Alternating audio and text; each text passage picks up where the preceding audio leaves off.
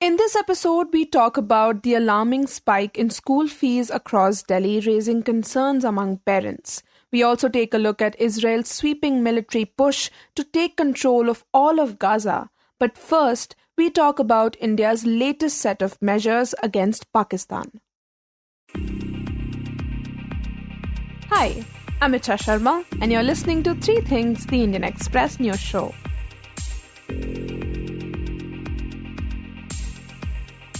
Last week, just 10 days after the Pahalgam terror attack that killed 26 people, India launched a second set of measures against Pakistan as part of its diplomatic offensive.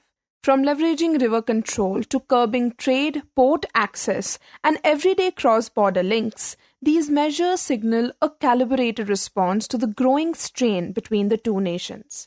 To discuss these latest sets of measures, my colleague Shashank Bhargava speaks to the Indian Express's diplomatic affairs editor, Shubhajit Roy. Shubhajit, immediately after the attack, India had taken a series of measures. It had suspended the Indus Water Treaty, it had suspended visa services, it had blocked Pakistani YouTube channels, and it, of course, had downgraded diplomatic relations with the country. Talk about the measures India has taken now. So, as you rightly said, those were the first steps that India took on just after the terror attack in Pahalgam on 22nd of October. I think 23rd, 24th, Foreign Secretary Vikram Misri, he outlined all these diplomatic steps from cancelling visas of Pakistani nationals, downgrading the High Commission from 55 to 30, suspending or keeping in abeyance the Indus Water Treaty, and so on and so forth. Now, the second round of measures happened over the last few days, which included stopping of import of trade, all Pakistani goods, which in any ways has been very minimal, especially since 2019-2020. Then stopping postal services, which again has been negligible in the last 5-6 years or so, since the Pulwama terror attack and the Kashmir Article 370 abrogation. Also banned use of docking of Pakistan-owned vessels, ships in Indian ports, and that was also put in place on Saturday. And now, as a follow-up to the Indus Waters Treaty suspension, the dam in Baglihar, there the water flow was controlled, was regulated by the Indian government as a mark of a punitive measure, as an implementation of, as a follow-up of the Indus Water Treaty's suspension. And of course, not to forget, also the banning of all the YouTube channels belonging to Pakistan government or Pakistan television or even prominent Pakistani journalists and analysts. So essentially cutting off links in terms of movement of goods, movement of people, movement of ships, movement of flights, and also movement of content. Right, and when we talk about restricting water flow through the Baglihar Dam, one imagines that to be a big deal because Pakistan, we understand, relies heavily on the Indus rivers which are flowing downstream from India. According to some estimates, 65% of Pakistan's lands are irrigated by these rivers. And so any kind of disruption or any kind of uncertainty in that flow could be devastating for Pakistan. You're absolutely right, Shashank, that Pakistan is very dependent on these river waters for its irrigation, for its farming, for its agriculture. And these waters irrigate the farmlands in Punjab, which is the bread bowl of Pakistan. And any stoppage or weaponization of these water flow would impact the agricultural productivity in these farmlands. And that is something the Indian government has planned to use, this particular potent weapon that India has after suspending or after unilaterally keeping the treaty in abeyance for the time being. And what we saw in Baglihar is expected to also be carried out in Kishanganga, another dam. And I think we'll see in the next few weeks and months, especially during the summer months, when water supply is very critical for the farmers in Pakistan's Punjab, that how that impacts the people of Pakistan, and the government of Pakistan faces the pressure from within. And when it comes to trade, you earlier mentioned how not much has been happening since the 2019 Pulwama terror attack. But when we talk about suspending all mail services, is that measure more along the lines of, the people-to-people ties? Yeah, so these mail services were being used by, say, families from undivided India, pre-partition. Those families, they kept in touch with each other. They would send each other gifts or, material to each other. Also, some of the bookstores in Old Delhi or in Hyderabad or in Lucknow, they used to order books from each other. So that was another avenue. So the whole idea behind each of these steps is to make things difficult for people of Pakistan, which in turn, at least that is the government's logic, is that puts pressure on the government of Pakistan, which India feels is behind this latest terror attack and the terror attacks in the past. So I think the Indian government is trying to mount pressure on the Pakistan's establishment by undertaking these punitive measures.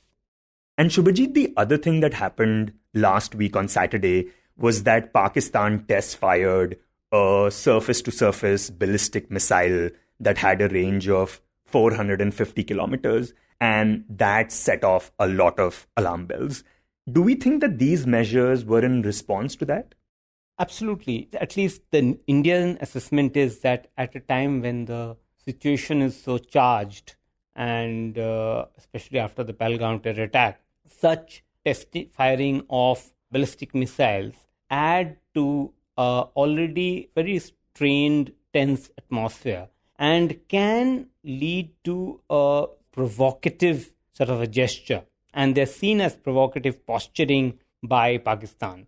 And while Pakistan has been saying that India is going to attack us, and in fact, they had a 2 a.m. press conference saying that India is going to attack in the next 24 to 36 hours, which obviously didn't happen. But on the other side, the Indian government sees that they are the ones who are trying to provoke by test firing these missiles at the same time as they're saying that India is going to attack them. So that is where India, in fact, has expressed its concern on this test firing of these missiles.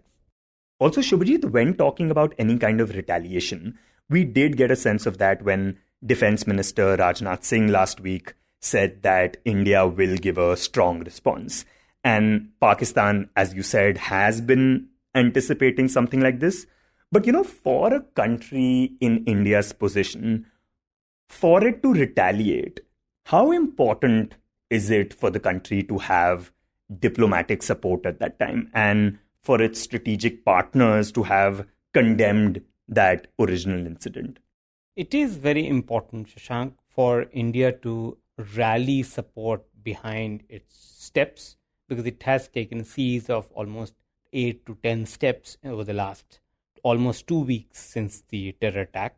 And India wants the world to condemn these terror attacks and also support India in putting pressure on Pakistan so that they don't support the terror groups at all. And I think that's the reason the Indian External Affairs Minister has spoken to almost more than 15 foreign ministers so far. At least 13 of them are members of the UN Security Council. And also Prime Minister has spoken to several, Defense Minister has spoken to some. So we have seen a concerted effort by the Indian government by briefing the foreign ambassadors in Delhi, which Foreign Secretary Vikram Misri and other secretaries in the Ministry of External Affairs have done, to get that support so that they have the support of not only so far, the actions that they have taken so far, but also in future once they take some military action on the ground. And, when we look back at India and Pakistan's history, incidents like these, unfortunately, have happened in the past. And we probably had, similar discussions right after Pulwama as well. And the question always is, what can India do? Because one could take military action and, target specific areas. But how much of a long-term solution lies at the diplomatic level? I think the question you're asking is that can India take steps that will change Pakistan's behavior? I think that is been a 77-year-old question, especially since the 90s and the 80s, when first the Khalistan terrorism was at play and then later Kashmir insurgency started, and then since the 90s and 2000s, we saw a series of terror attacks on Indian soil, including the infamous Mumbai terror attacks of 26/11 in 2008 till Pulwama and now Pahalgam. I think India has so far unleashed all its toolkit in its diplomatic basket. This time, at least, we have seen almost everything is being exhausted so far. But in the last decades, Pakistan has not stopped its funding, sponsoring of terror groups operating from Pakistan. That is because I think there has not been enough incentive or punitive actions taken. I mean, why would they stop it? The punitive actions have not been taken, have not been effective enough, and the incentives are not enough for them to stop. So in both ways, I think India has to now really think hard. What can it do, not just politically, but also militarily, also economically, an all-spectrum response with the help of the international community to alter Pakistan's behavior. I think that is what currently the Indian government's policymakers, that's the biggest challenge, biggest debate, biggest questions that are being asked and are being sort of thought about and debated in the policy circles in the Indian government right now.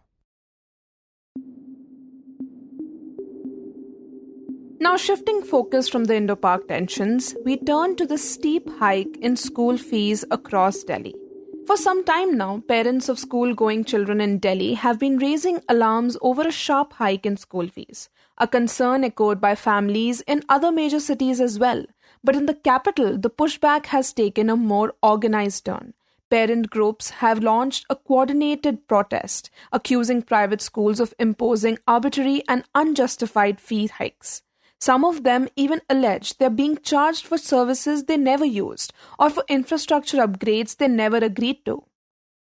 Yes, parents have been protesting for quite some time now, for months. This is the Indian Express's Sophiya Matthew, who reported on the case for the newspaper. Actually, we can trace this issue even back since 2004.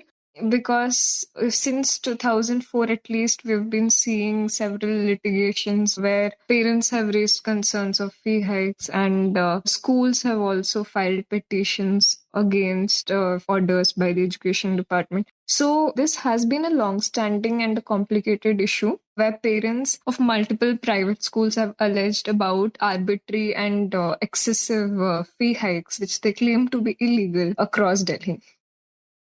Now, in light of these protests back in April, the Delhi cabinet approved a draft bill aimed at regulating how private and government-aided schools in the city fix and revise their fees. To talk about this draft bill, what it proposes, and how other states have dealt with this problem, we are joined by Sophiya in this segment.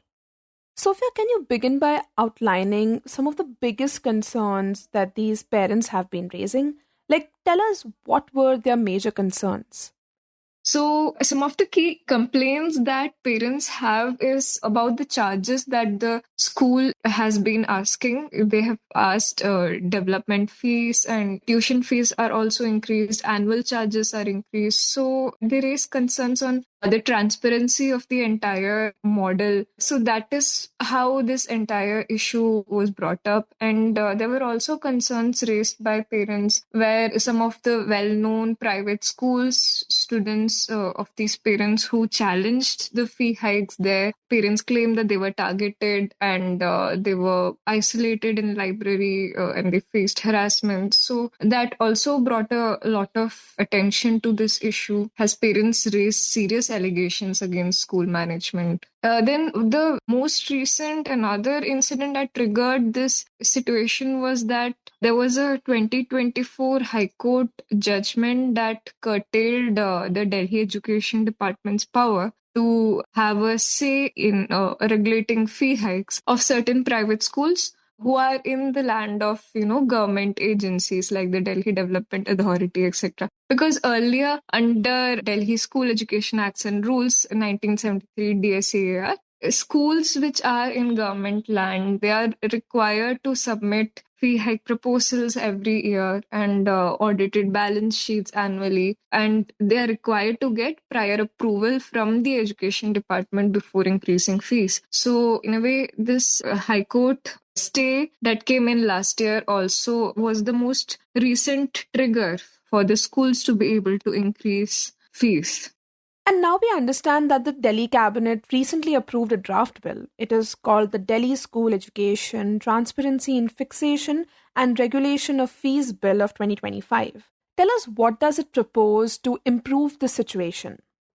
Yeah, so the Delhi government has now claimed that this bill, there'll be clear instructions on how to regulate fee hikes in the private schools. And this regulatory framework will be applicable across all 1,677 private, unaided and government-aided schools in the city. So under this, the draft bill that the government had prepared, the government claimed that there'll be committees in 3 levels. One, there'll be a school fee regulation committee, and then there'll be a district level committee. There'll also be a state level committee. So at the first stage, any fee hike related decisions will be approved or it'll be handled by the school level fee regulation committee. It has been proposed that there'll be 6 school representatives in the committee, including the principal and a few teachers.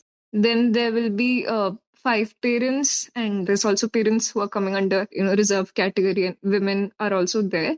So these parents will be selected through computerized draw of lots, and so these are a few things. And then if there's any issue is raised, any complaint is raised against a decision made by the school fee regulation committee, then it can be raised to the district level committee that is set up. And these complaints are supposed to be reviewed within a time bound manner, within 30 to 45 days. And even if the parents are not satisfied with the decision, or if there's any dispute still that goes on, then the complaint then would go to the state level panel. So the final decision will be made by that committee, and the decision will be binding for 3 academic years.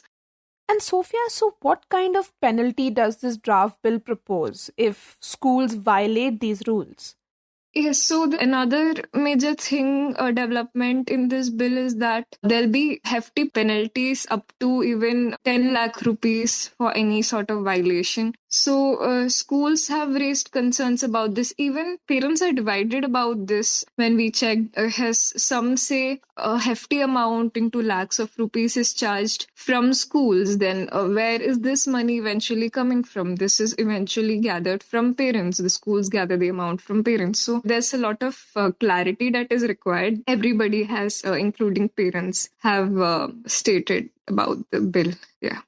Right. So now, will all schools under Delhi's jurisdiction have to follow the guidelines in the draft bill? And have the schools responded to this yet?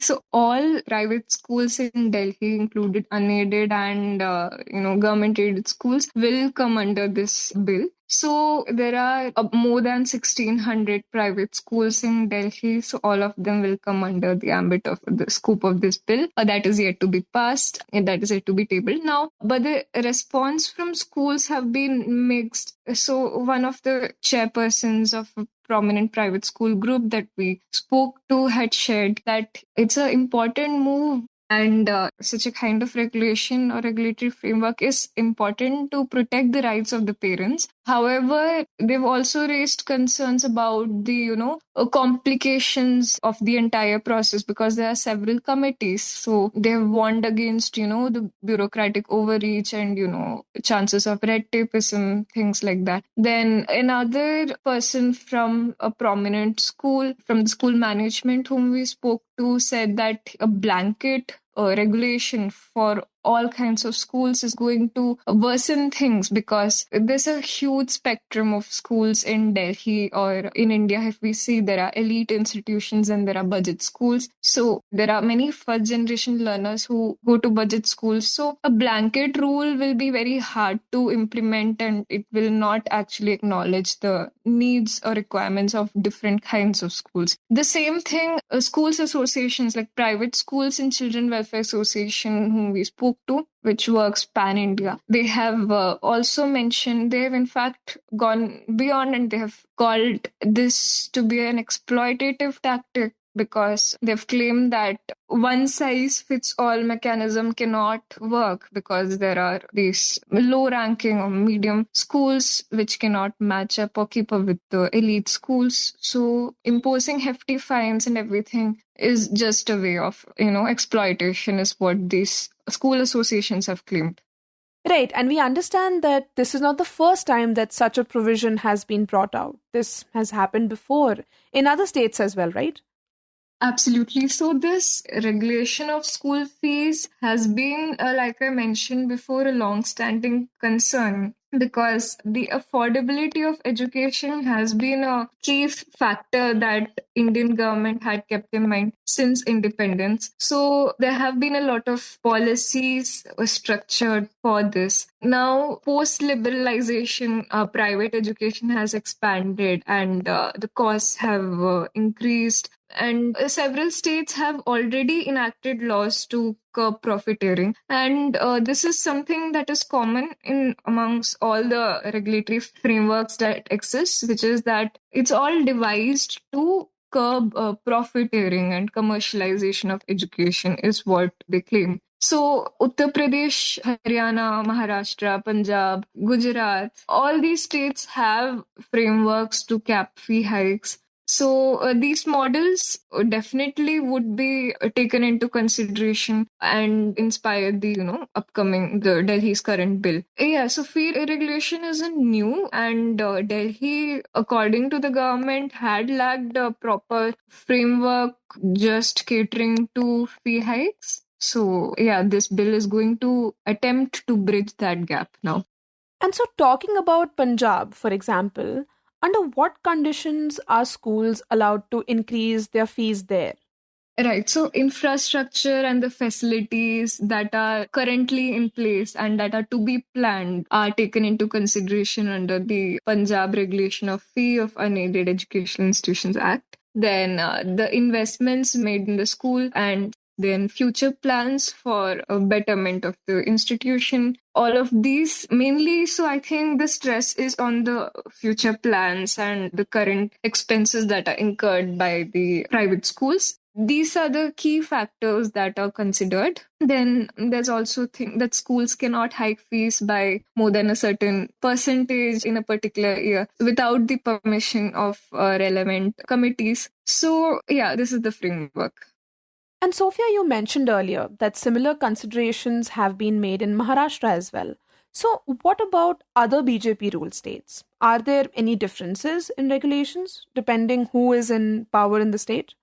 There are subtle differences amongst all states. For instance, giving examples, Maharashtra has Educational Institutions Regulation of Fee Act 2011, and it allows up to 15% of fee hikes, and this is every 2 years. Now, any increase beyond this requires at least approval of 76% of parents and or a note from the PTA. Now, factors like location, infrastructure, teachers' pay, administrative costs, and if there's any reasonable surplus, these are all taken into account under the regulatory framework devised in Maharashtra. Now, in other BJP ruled states, like for instance Gujarat, it has a fee regulatory committee, FRC. Now, without the approval of FRC, no school can collect more than what has been already approved. And there are again hefty penalties like going up to 5 lakhs and all of that if there are any violations. And broadly, the common factors are all of these states look into the infrastructural requirements of the school and the teachers' salaries, the administrative costs, and what are the expenses that are incurred by the schools. So those points are common. I feel all the states are looking into that. Now, in Uttar Pradesh and Haryana, both look into consumer price index as well. So compared to other states, like for Punjab has a stern fee hike cap, and beyond which it cannot be increased. Then even like Maharashtra, we saw beyond a certain point there needs to be sanctions from parent bodies themselves. So in a way we can say UP and Haryana are different because both of them have this CPI based adjustment, and this one also has mixed reactions from parents bodies, school bodies. And when it comes to the fee hikes that are allowed under these regulations, is there a cap set by the government? And does it vary from state to state? So, like we've already mentioned, Maharashtra has a biannual cap of sorts. So, up to 15% of fee hike is allowed every 2 years. Beyond that requires approval from parents. Of 76% at least of parents should approve. Now, Delhi, under its existing rule, it had required private schools to submit their fee hike proposals annually to the DOE before it could increase the fees for the academic session. And now, like Haryana and UP also have caps. Punjab has a cap. Punjab, you can increase fees up to 8% annually. And Uttar Pradesh, 5% of fee hike is allowed with a CPI based adjustment. Then Haryana also, it's almost the same. So these are the caps that are in place. And lastly, Sophia, now that the regulations have been provided by the draft bill, when can we expect them to be implemented? This is an important question because many schools already have asked parents to deposit their fees, and the deadlines have passed long ago. So parents have also been concerned about this very question. Now, the Delhi government, in its most recent announcement, has said there'll be a special 2-day assembly session in mid-May, May 13th. So the bill is likely to be tabled then. And this was discussed at a, BJP legislature party meeting on Sunday. So we're expecting the bill to be tabled hopefully by mid-May. And once the bill is passed, the implementation is supposed to happen in a time-bound manner. Because as per the government's announcement also, the provisions mentioned in the bill is entirely, supposed to take place in a time-bound manner. So yeah. And in the end, we talk about the escalating Israel-Gaza war, where Israel's military campaign intensifies. If you've been following the headlines around Gaza, this might feel like just another development in a long, devastating war. But Israel's new plan, which was approved this week by its security cabinet, marks a major shift. Not just in tactics, but in territorial control, negotiation strategy, and the future of the Gaza Strip itself. According to 2 Israeli officials speaking anonymously to Associated Press, the government has approved a military plan to capture all of Gaza and hold that territory for an unspecified period of time. The goal, they say, is to exert maximum pressure on Hamas, push for the release of hostages, and bring Hamas to the negotiating table on Israel's terms. So far, Israel already controls roughly half of Gaza, including a buffer zone along its border and 3 east-west corridors slicing through the strip. These divisions have confined Palestinians into smaller and smaller zones of displacement. Now, with the new military green light, the Israeli army is mobilizing tens of thousands of reserve troops to expand operations.